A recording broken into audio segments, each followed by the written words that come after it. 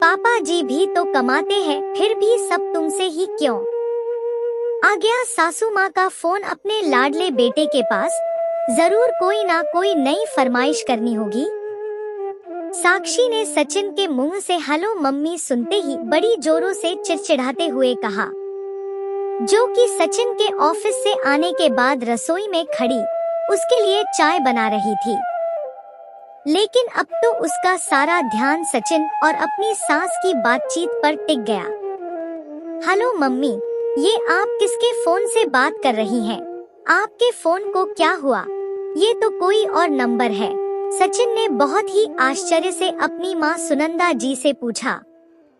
सचिन बेटा, मेरे फोन का रिचार्ज खत्म हो गया है और तुम्हारे पापा दुकान पर है, तो मैं अपनी सहेली के फोन से बात कर रही हूँ।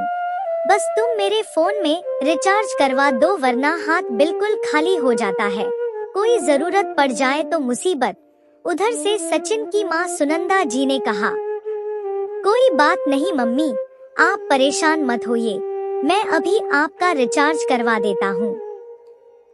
इतना कहकर सचिन ने फोन रख दिया और अपनी माँ के फोन का रिचार्ज करवाने लगा। साक्षी रसोई में खड़ी खड़ी सचिन की नकल करते हुए बोली, मैं अभी आपका रिचार्ज करवा देता हूँ। जैसे कि यहाँ पैसे पेड़ पर उगते हैं, जब देखो तब ये बुढ़िया कोई ना कोई खर्चे की बात लेकर फोन करती रहती है।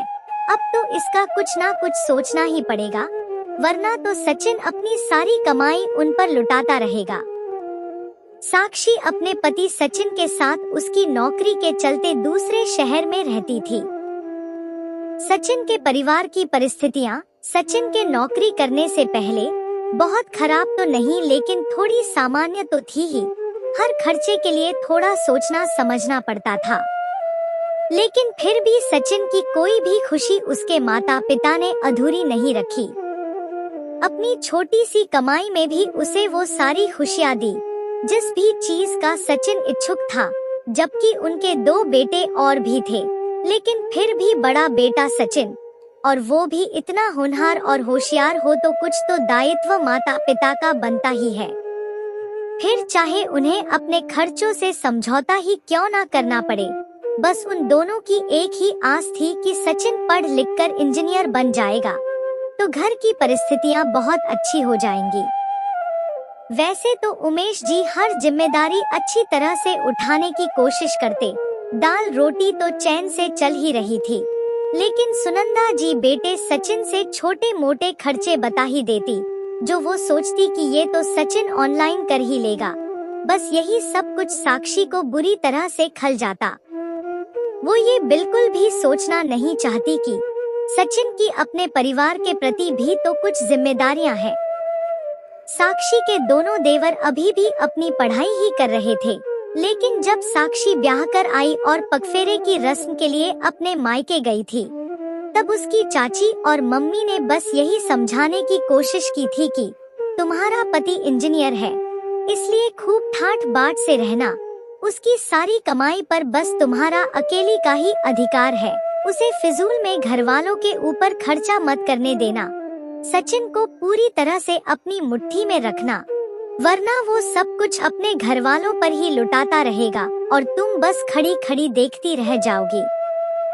हम लोगों ने महसूस किया है कि सचिन अपने परिवार वालों के प्रति कुछ ज्यादा ही समर्पित है।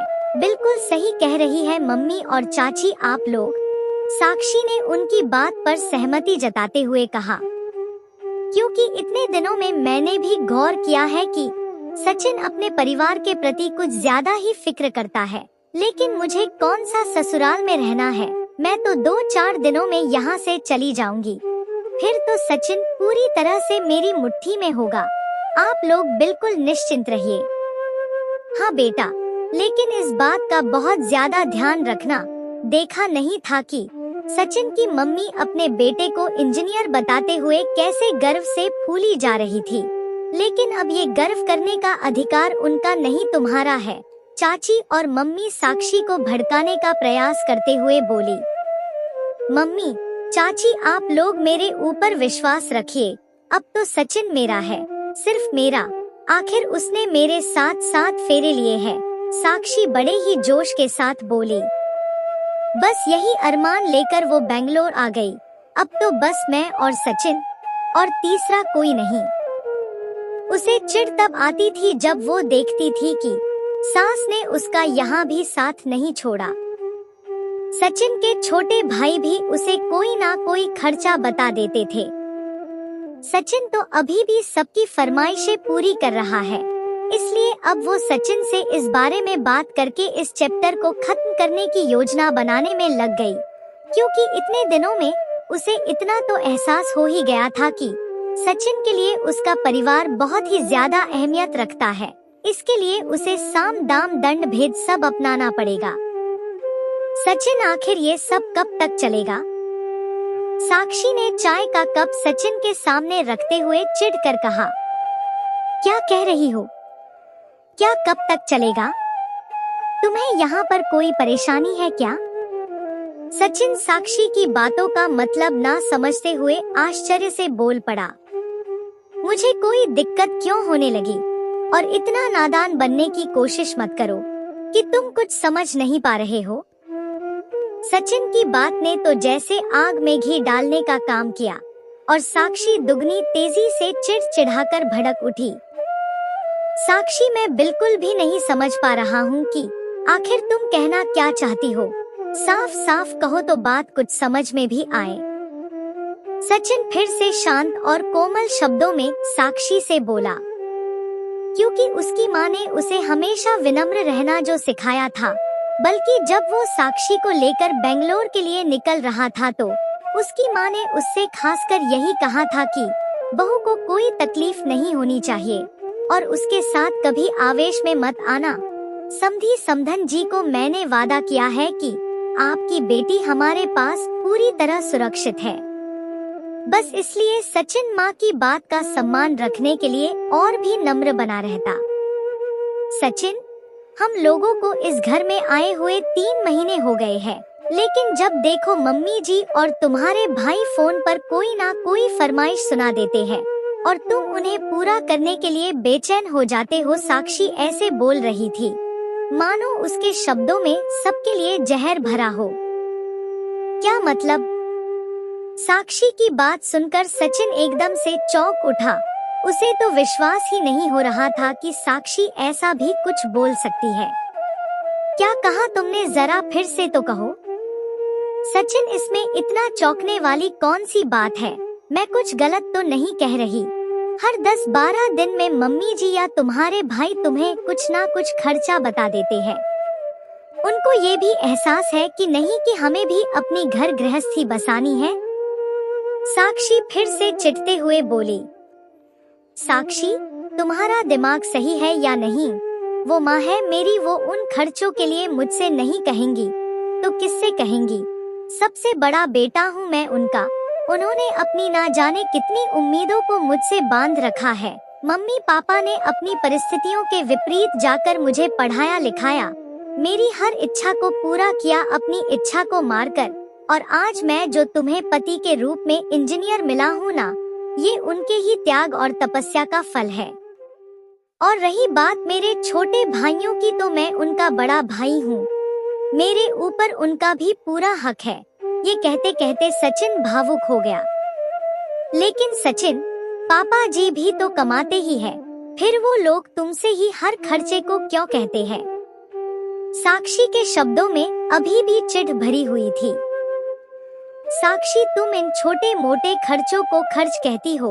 अगर मैं महीने में एक बार उनका रिचार्ज करवा देता हूँ, छोटे भाई का रिजर्वेशन करवा देता हूँ, 1-2 किताबें मंगवा देता हूँ, या फिर मम्मी की दवाई ऑनलाइन मंगवा देता हूँ, तो क्या उन लोगों ने तो मुझ पर अपना सब कुछ न्योछावर किया है? तो क्या मैं इतना गया गुजरा बन जाऊं कि उन लोगों की छोटी छोटी जरूरतें भी पूरी ना कर सकूं? मुझे तुमसे ऐसी उम्मीद तो बिल्कुल भी नहीं थी। सचिन की आंखों में आंसू झिलमिला रहे थे। अरे सचिन, तुम इतना क्यों चिढ़ रहे हो? मैं कुछ गलत तो नहीं कह रही। उन लोगों को भी तो सोचना चाहिए कि हमारे अपने भी तो खर्चे हैं। वो लोग बिना वजह हम लोगों को परेशान करते रहते हैं। साक्षी बिल्कुल भी हार नहीं मानना चाहती थी। साक्षी, मैंने तुमसे कोई राय नहीं मांगी है कि तुम सही हो या गलत, लेकिन आज के बाद फिर कभी भी ये शब्द तुम्हारी जुबान पर नहीं आने चाहिए, क्योंकि मेरे ऊपर तुमसे भी ज्यादा मेरे माता पिता और मेरे भाइयों का हक है। ये बात अपने दिमाग में जितनी जल्दी बिठा लो उतना ही अच्छा है। और हाँ, एक बात और, मैं तुम्हारी भी तो किसी इच्छा को अधूरा नहीं छोड़ता। तुम्हारे कहने से पहले ही तुम्हारी हर चीज आ जाती है। इसलिए आज और अभी से इस बात को हमेशा के लिए खत्म कर दो। खुद खुश रहो और हम सबको भी सुकून से रहने दो, इसी में हम सबकी भलाई है। सचिन ने अपनी बात को स्पष्ट कहा और साक्षी सचमुच हाथ मलती रह गई, क्योंकि अब उसकी दाल सचिन के आगे नहीं गलने वाली थी और ना ही उसकी कोई जोर जबरदस्ती सचिन के ऊपर चलने वाली थी।